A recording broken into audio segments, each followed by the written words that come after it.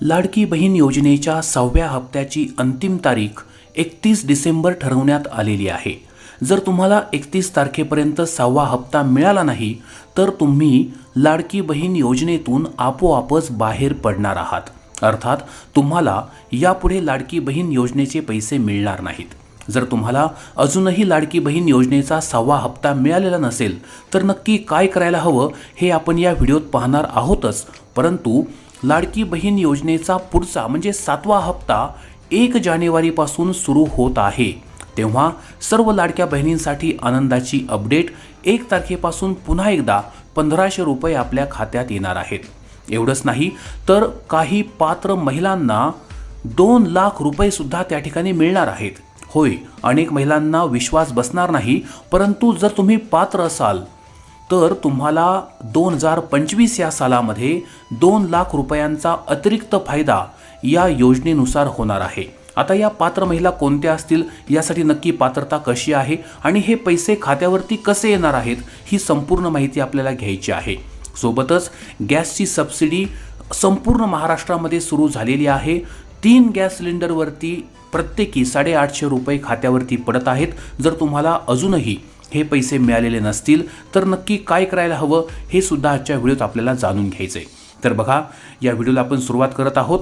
पहिली गोष्ट, 31 डिसेंबर पूर्वी तुमच्या बँक खात्यामध्ये 6वा हप्ता हा जमा व्हायलाच हवा। जर तुम्हाला आत्तापर्यंत लाडकी बहीण योजनेचा कोणताही हप्ता मिळालेला असेल किंवा मिळालेला नसेल तरी सुद्धा आत्तापर्यंतचे सगळे हप्ते 31 डिसेंबरच्या आत तुमच्या खात्यात जमा व्हायलाच हवे। आता बऱ्याचशा बहिणी अशा आहेत की ज्यांना यापूर्वी 3000 रुपये आले होते परंतु त्यानंतर पैसेच आले नाही।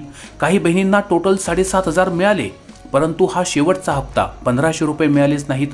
तर जर तुम्हाला काही हप्ते आले असतील किंवा आले नसतील तरी देखील तुम्ही या ठिकाणी महत्त्वाची गोष्ट लक्षात ठेवा, 31 डिसेंबर पूर्वी तुमच्या खात्यामध्ये टोटल 7.5 अधिक 1500 असे 9000 रुपये जमा व्हायला हवेत।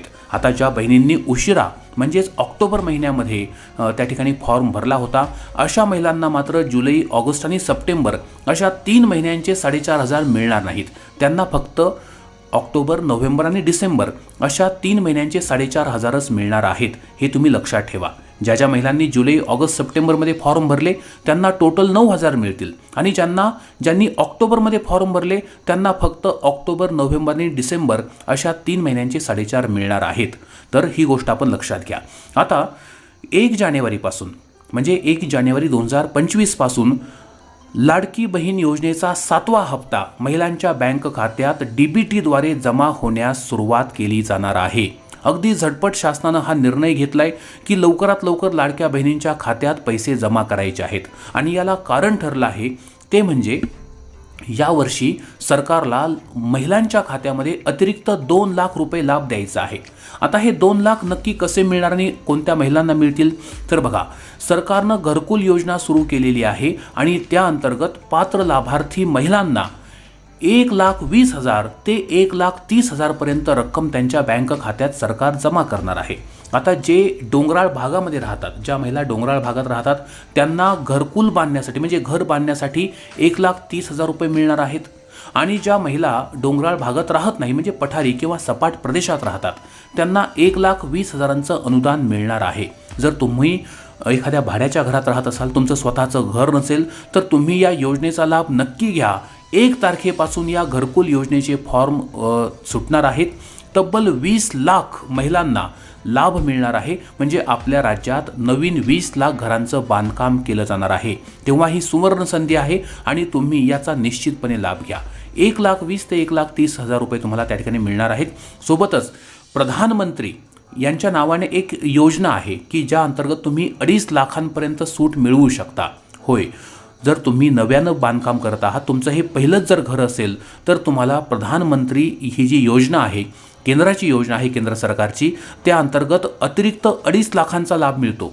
तर तो लाभ कसा घ्यायचा हे जर तुम्हाला जाणून घ्यायचं असेल तर आम्हाला कमेंट करून सांगा की हो, आम्हाला घरकुल योजनेबद्दल जास्त माहिती सांगा आणि आम्ही पुढच्या व्हिडिओमध्ये या योजनेची तुम्हाला माहिती सांगू। म्हणजे राज्य सरकारचे 1,20,000 आणि केंद्र सरकारचे 2.5 लाख असे जवळपास 3,70,000 रुपये त्या ठिकाणी आपल्याला लाभ मिळणार आहे। आता बघा, 1,20,000 तुम्हाला मी सांगितलं, यासोबतच पिंक ई रिक्षा ही एक रिक्षा योजना महाराष्ट्र सरकारनं सुरू केली आहे। याच्यामध्ये होतं काय की जर एखाद्या महिलेला एक रोजगार म्हणून किंवा घराला सपोर्ट म्हणून जर ती रिक्षा चालवणार असेल तर तिला एक पिंक कलरची म्हणजे गुलाबी रंगाची रिक्षा सरकारकडून दिली जाते आणि त्यासाठीचे 80,000 रुपये त्या महिलेला दिले जाणार आहेत। तर ही योजना 2-3 महिन्यांपासून सुरू झालेली आहे आणि अजूनही तुम्ही या योजनेसाठी फॉर्म भरू शकता। जर तुम्हाला पिंक ई रिक्षा हवी असेल तर त्याची संपूर्ण माहिती आम्ही नवीन व्हिडिओत नक्की देऊ। तुम्ही कमेंट करून सांगा की तुम्हाला पिंक रिक्षा हवी आहे का, ठीक आहे। तर त्याचंही 80,000 रुपये अनुदान आपल्याला मिळणार आहे। म्हणजे घरकुलाचं 1,20,000 आणि पिंक रिक्षाचा 80,000 असे टोटल 2 लाख रुपये फायदा या 2025 सालामध्ये आपल्याला होणार आहे, ठीक आहे। तर 2 लाखाचं समजलं। आता बघा 514 कोटी रुपये, किती 514 कोटी रुपये या हिवाळी अधिवेशनामध्ये पुरवणी मागण्या म्हणून सरकारनं मंजूर केले आहेत 3 मोफत गॅस सिलेंडर योजनेसाठी। योजनेचं नाव आहे मुख्यमंत्री अन्नपूर्णा योजना। या योजनेअंतर्गत आपल्याला म्हणजे लाडक्या बहिणींना 3 गॅस सिलेंडर सरकार मोफत देणार आहे। आता ही योजना वेगानं सुरू झालेली आहे। तुम्ही इतकंच करायचं की ज्या गॅसवाल्याकडून ज्या गॅस एजन्सीकडून तुम्ही गॅस खरेदी करता सिलेंडर घेता त्याला सांगा की त्याची नोंदणी कर, नोंदणी केल्यानंतर तुमच्या मोबाईलवर एक OTP येतो। हा OTP आला की समजून जा की तुमच्या बँक खात्यात 7 ते 8 दिवसात पहिल्या गॅस सिलेंडरचे पैसे जमा होणार आहेत। अशा प्रकारे तुम्ही 3 गॅस सिलेंडर खरेदी करा। एका महिन्याला 1 गॅस सिलेंडर खरेदी करता येतो। 3 गॅस सिलेंडरचे 850 जवळपास 2,500 रुपये त्या ठिकाणी आपल्या खात्यात जमा होणार आहेत। जर तुमच्या घरातला गॅस एखाद्या पुरुषाच्या नावावर असेल म्हणजे तुमच्या नवऱ्याच्या किंवा तुमच्या सासऱ्याच्या तुमच्या दिराच्या तर त्याच्या नावावरून तुम्ही स्वतःच्या नावावर तो करून घ्या। ज्या स्त्रीला त्या ठिकाणी लाडकी बहीण योजनेचा लाभ मिळतोय त्या महिलेच्या नावावर जर हा गॅस सिलेंडर त्या ठिकाणी हस्तांतरित केला गेला तर 100% लाभ मिळतो आहे। आता अनेक जे गॅस एजन्सीवाले आहेत ते तुम्हाला सांगतील की नाही असं ट्रान्सफर करता येत नाही, हस्तांतरण करता येत नाही। तर बघा केंद्र सरकारनं GR काढलेला आहे, याच वर्षी काढला आहे 2024 मध्ये। तेव्हा त्यांना ठणकावून सांगा की नाही GR निघालाय आणि तुम्हाला हस्तांतरण करावंच लागेल। जर ते करत नसतील तर साधा सोपा पर्याय तुम्ही त्या ठिकाणाहून दुसऱ्या गॅस एजन्सीमध्ये तुमचं जे कनेक्शन आहे ते हस्तांतरित करा। थोडक्यात दुसऱ्या गॅस एजन्सीवाल्याकडे जा, ती कागदपत्र तिथे जमा करा आणि 2,500 रुपयांचा लाभ चुकवू नका।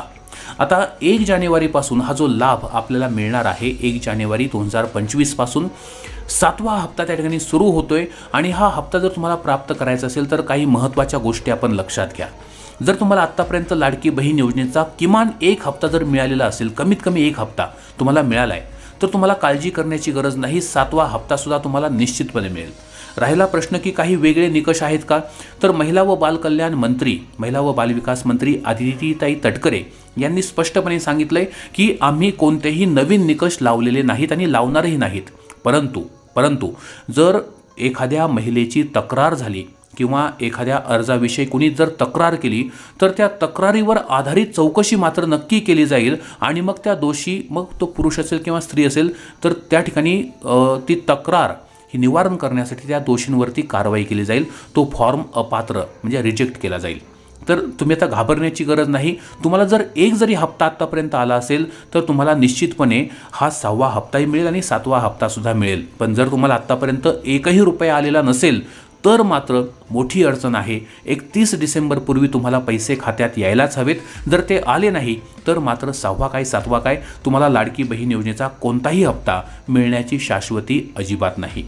तर हे होतं अत्यंत महत्त्वाचं अपडेट। व्हिडिओ कसा वाटला कमेंट करून नक्की कळवा। व्हिडिओ आवडला असेल लाईक करा। आपल्या मित्रांना, आपल्या नातेवाईकांना, आपल्या मैत्रिणींना, बहिणींना हा व्हिडिओ जास्तीत जास्त व्हॉट्सॲपद्वारे, फेसबुकद्वारे शेअर करा आणि अशाच लहान मोठ्या अपडेटसाठी आपल्या यूट्यूब चॅनलला अवश्य सबस्क्राईब करा।